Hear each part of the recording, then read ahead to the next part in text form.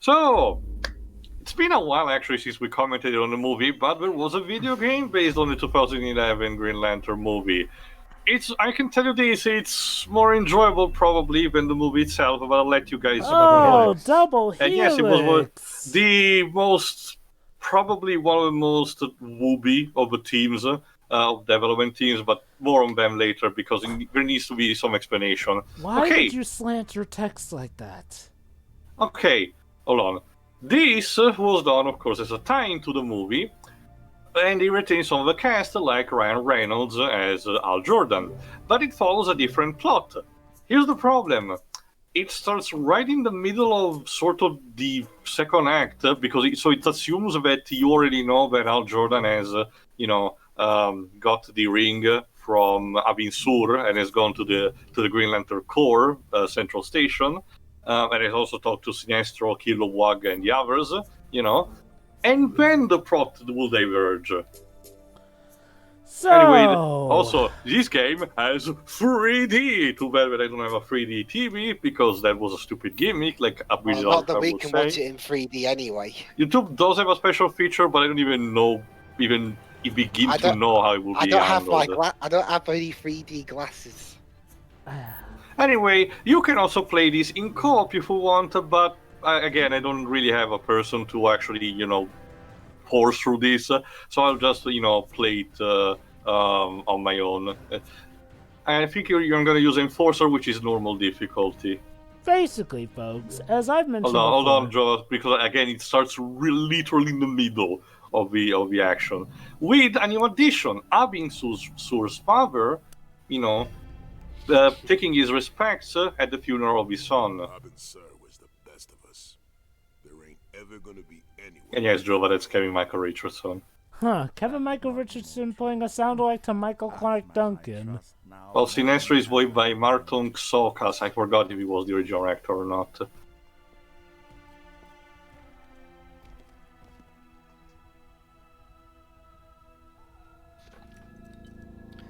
Bro Feast. There you go, that's Abin Sur, Abin Sur's father, and he's voiced by Steve Blum, because when you're in doubt on casting someone, get Steve Blum, he's probably ready. Hey, he didn't get that Guinness Book of World Records for voice acting for nothing. Sinestro in the game was played by in the movie was played by Mark Strong. Oh, so it's someone else entirely. I'll check later what his Marton filmography is, because, trust me, there will be sections where not much will be going on. All I ask of you, Earthman, is to honor his memory, to use his ring well. Huh. Well, that's nice. And trust me, I will. Yeah, and like in the movie, no one is really so far a jerk-ass towards Al at the moment, but oops, now is where the plot diverges, because instead of going against Parallax, we have this threat of the Manhunters. We will learn more about them as the game goes on. I forget if the Manhunters debuted in the comics or the Justice League show. Basically a failed experiment and another reminder that the Guardians of the Universe are a bunch of self-pretentious jackasses. Ah, so literally just like in the Justice League show. Nice. Pretty much. Oh no! Not a moose. Okay, Damn. Really, Ryan? That was the best scream you could do. It seems like the Sur family is awfully cursed. Oh, it's okay, he survived. He just injured. Well, to be fair,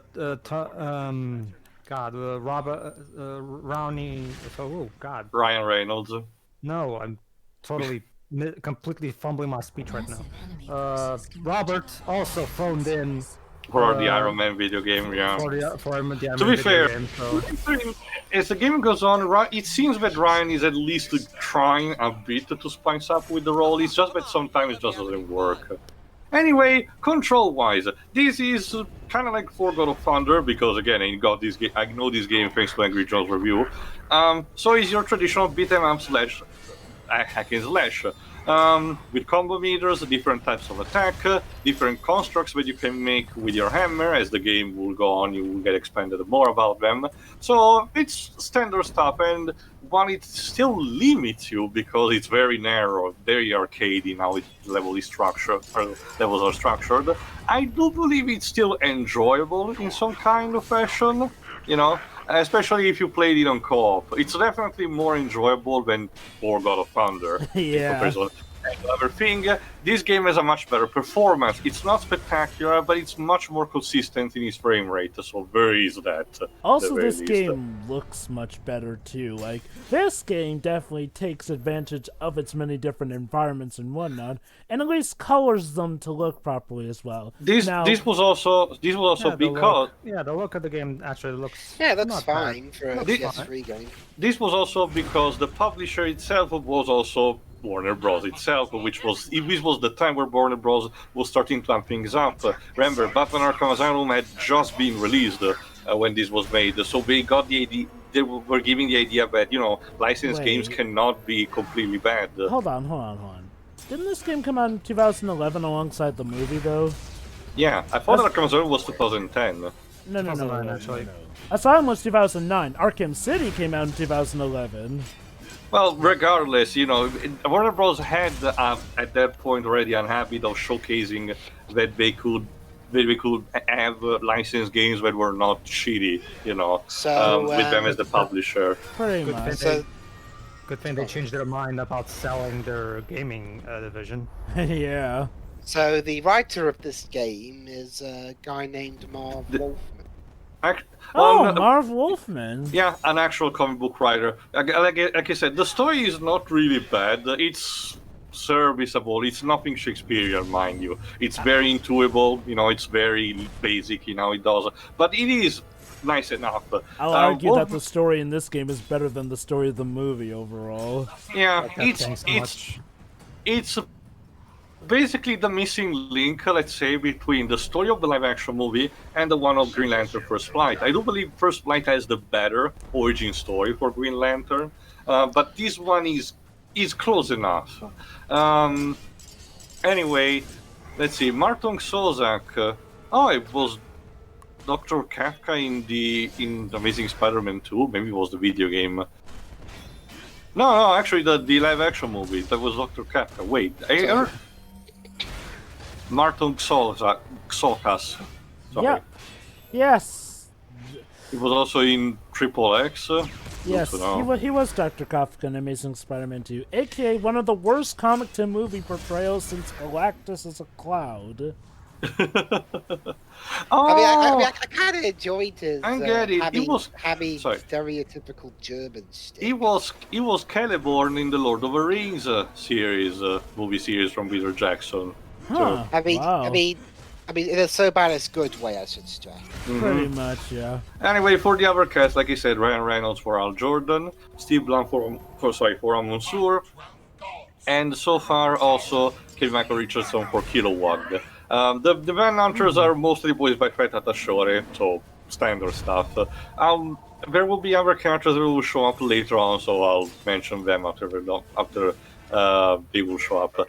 Anyway, again, standard stuff. Thanks to the circle button, you can perform a grab, but it's actually very similar to the Soul Rubber of the Nightmare Before Christmas video game on PS2, the one that was made by Capcom.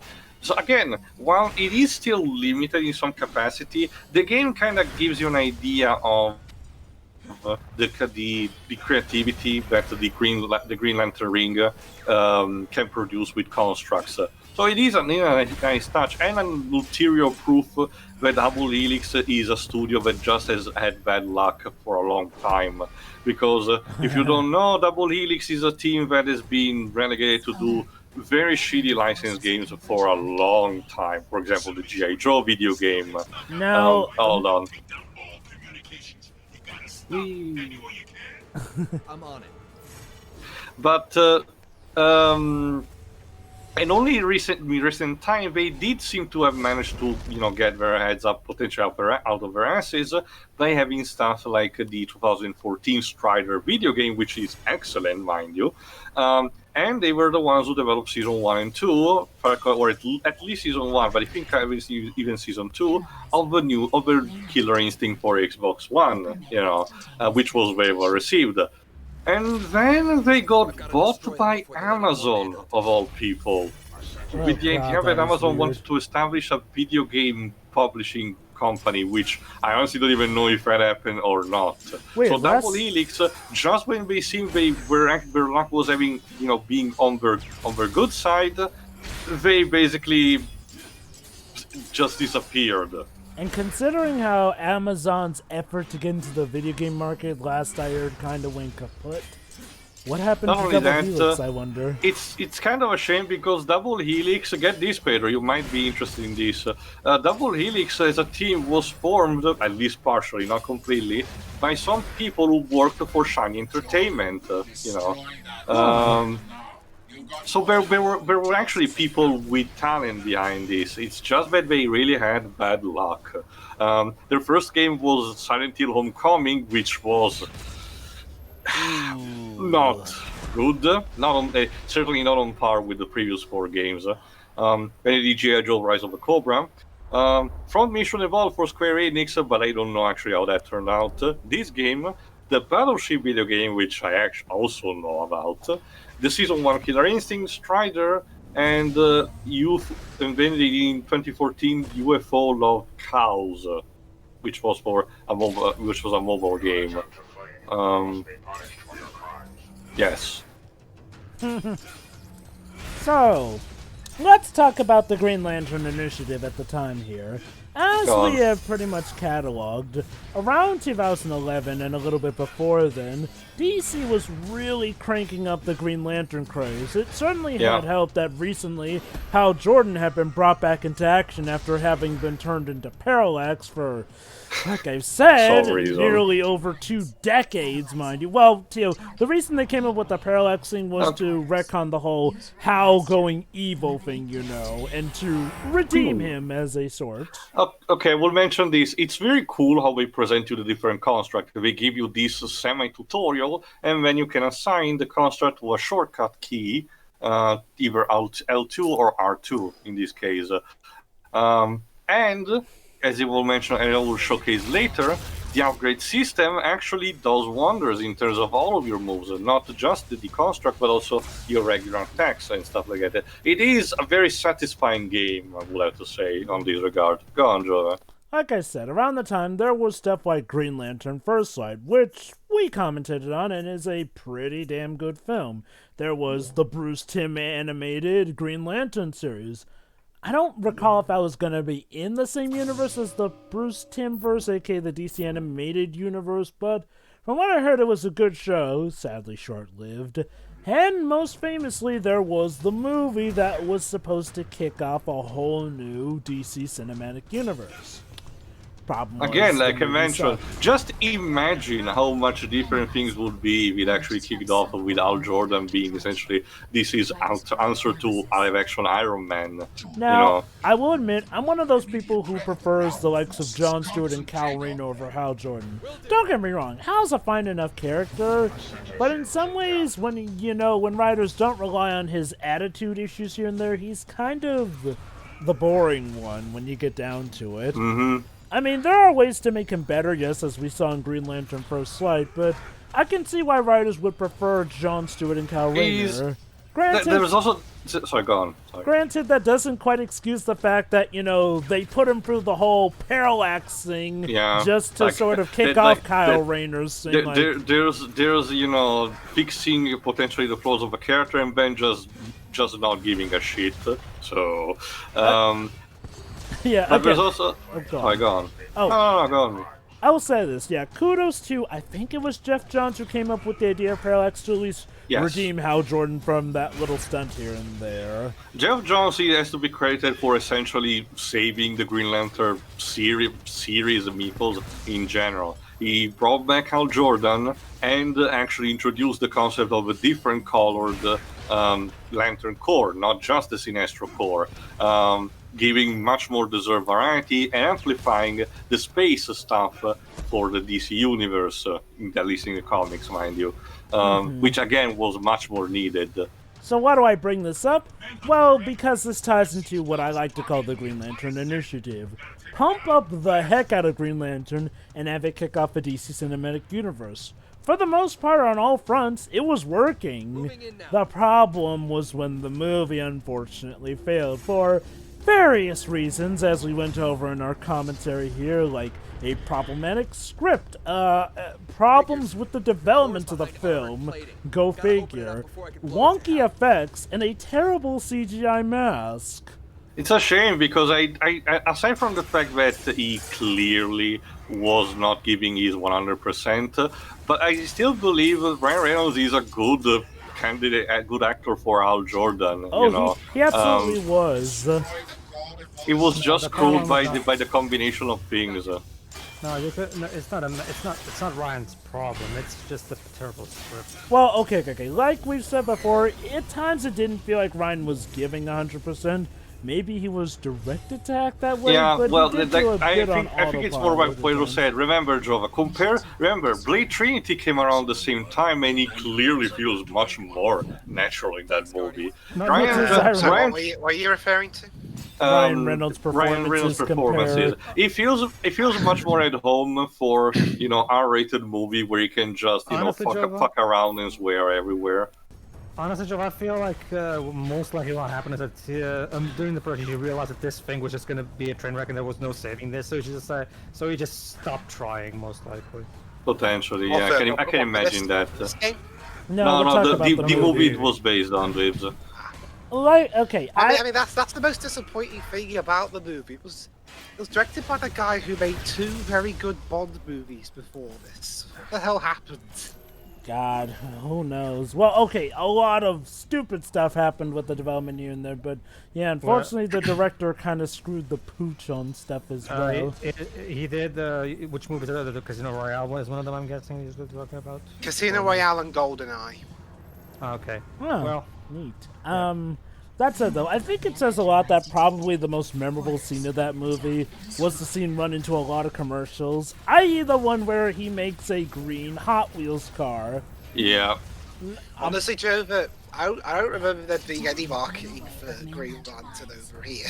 I do remember, for my country I actually do, but yeah, it wasn't still that much.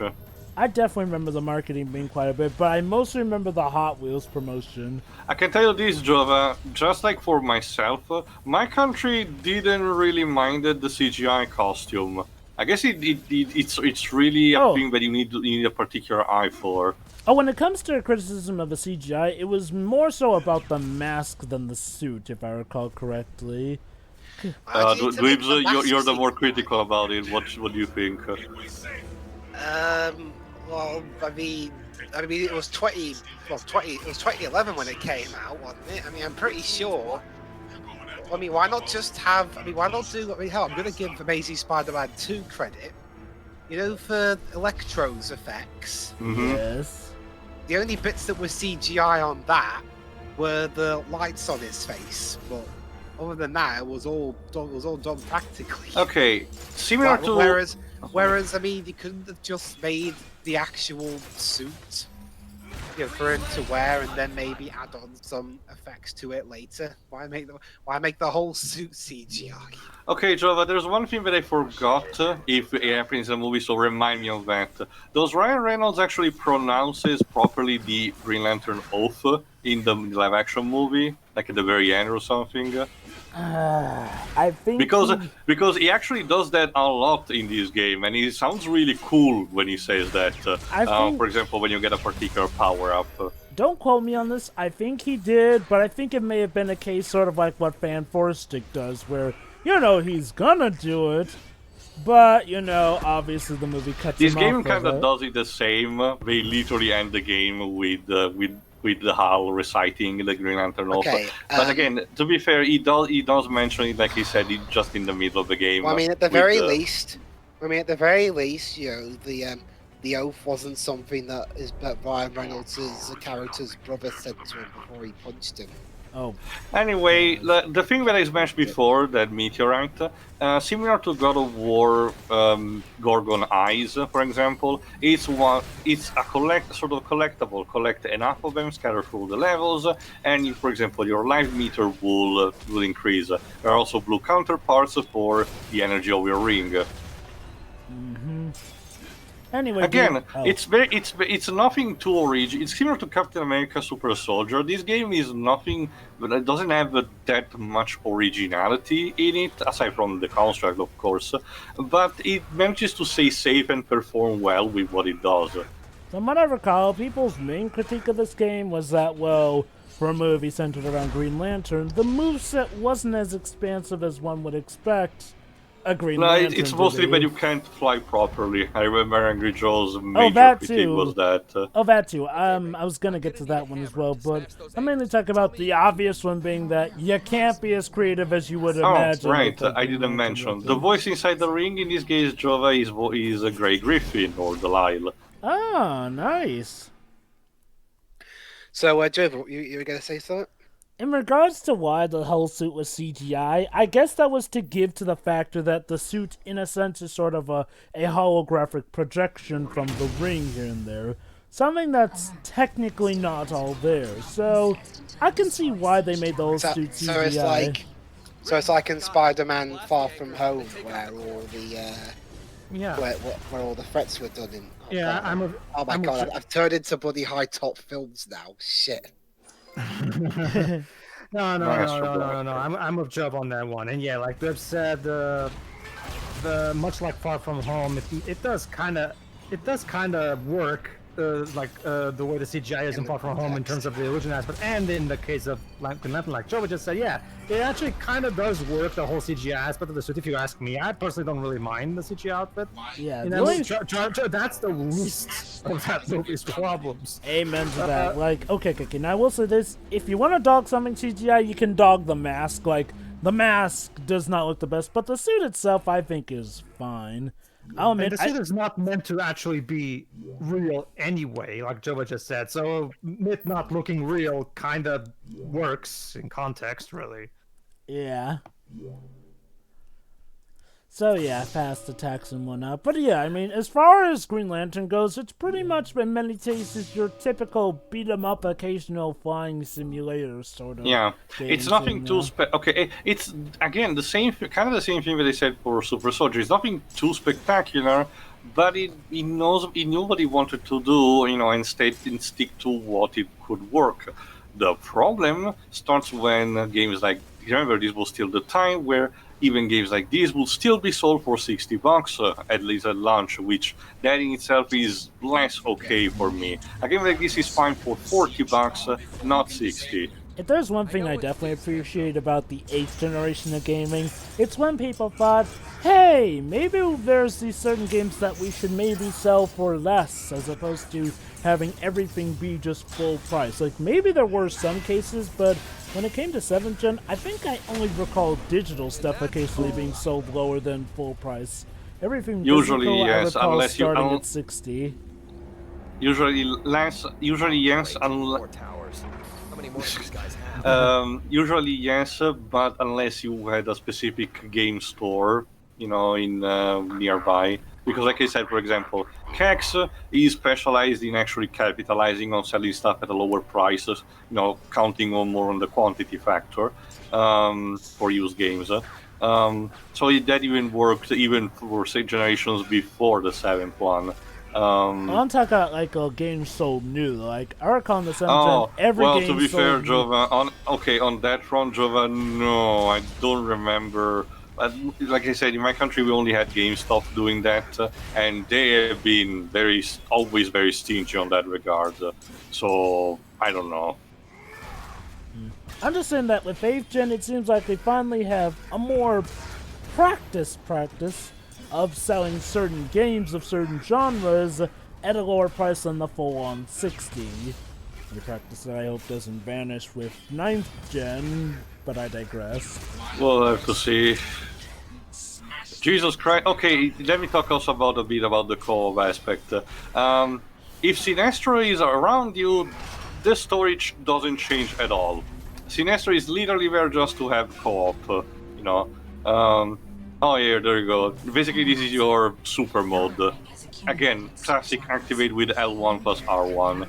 This is Forgot if I weird. do it now. You think Kilowog would be there for co-op instead? No, it's actually Sinestro. But this is one of those. Oh, I think I'm gonna activate it after the tower. But this is one of those games where it had a different version depending on it was released. Dark Lord Shadow actually reviewed the Wii version, which is arguably worse than this one. It wasn't even done by Double Helix, but instead by Kryptonite Games, which is now incorporating in Foundation 9 Entertainment. Steelheads, you can't beat a Green Lantern. Doesn't have much of a punch. Another tower? Okay, boys, here I come. Yeah, that either. Like, come on, you be more snarky, Hal. Well, I mean, he wasn't. I mean, he couldn't be that. He wasn't that snarky in the movie, so. It feels like True. Ryan Reynolds is trying to toe the line between Deadpool and Hal Jordan. Something fierce. I also do wonder if you consider for a while there we go, the idea of actually wanting to be an icon more for kids, but since it didn't work out, it was like, well, fuck it, I will stick to what I know it works. Oh, how cool! Because now his Deadpool is likely gonna be in the MCU, which has plenty of kids watching it. There you go. Super mode essentially gives you infinite ring energy and a boost in power and defense. So basically, go to town with the mooks. Nice. The thing, one sad thing about it is unfortunately enemy variety. You will not see much variety in the Manhunters here. You get the normal foot soldiers, the big guys, the guys on the Green Goblin carrier. I don't even know what that's supposed to be, and a couple of big more units.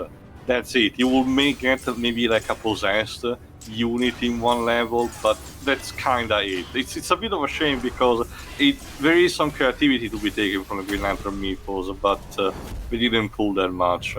Shit. No, not Kilowog. Ah, so that's why Kilowog won't be in the. Oh. Kilowog!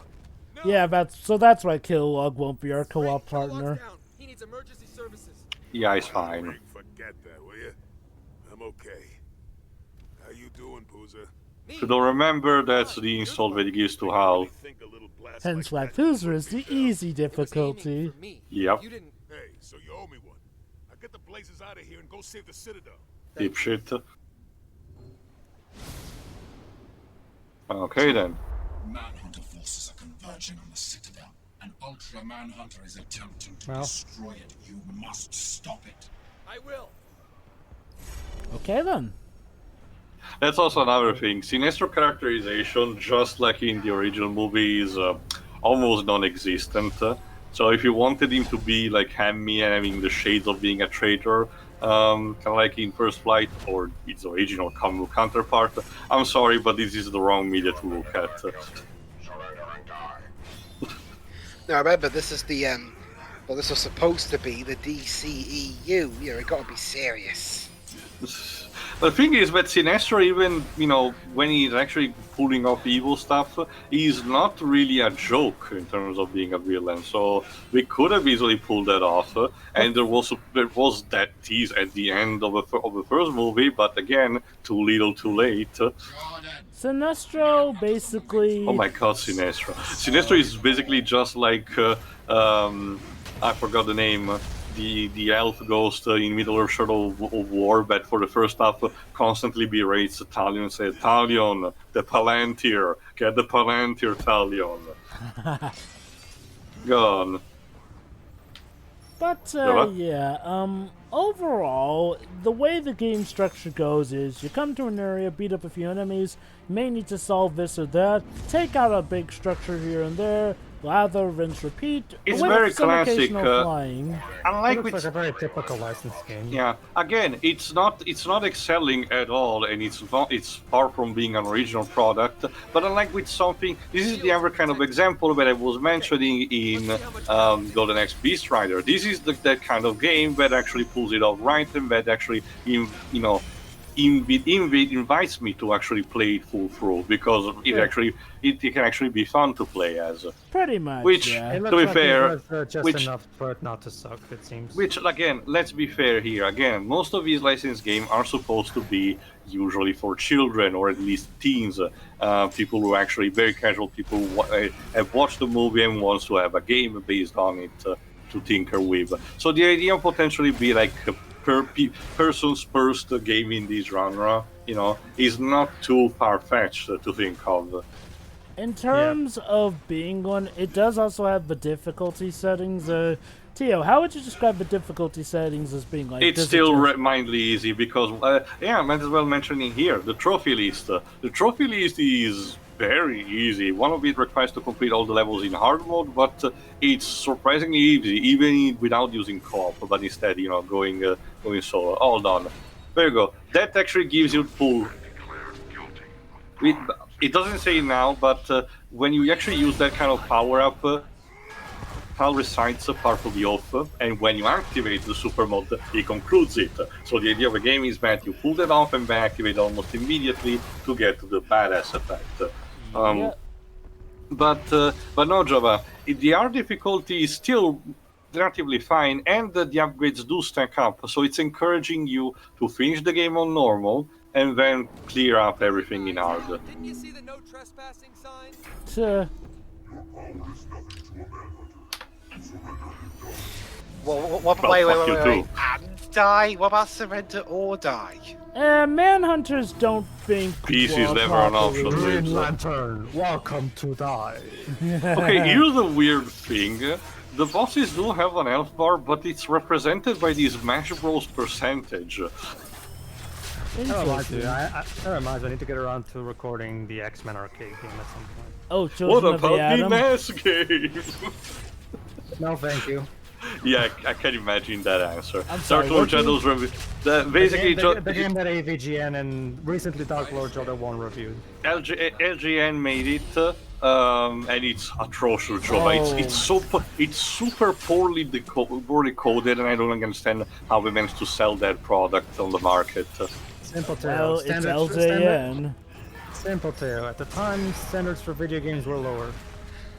Let alone video games based off of popular media. We're never gonna.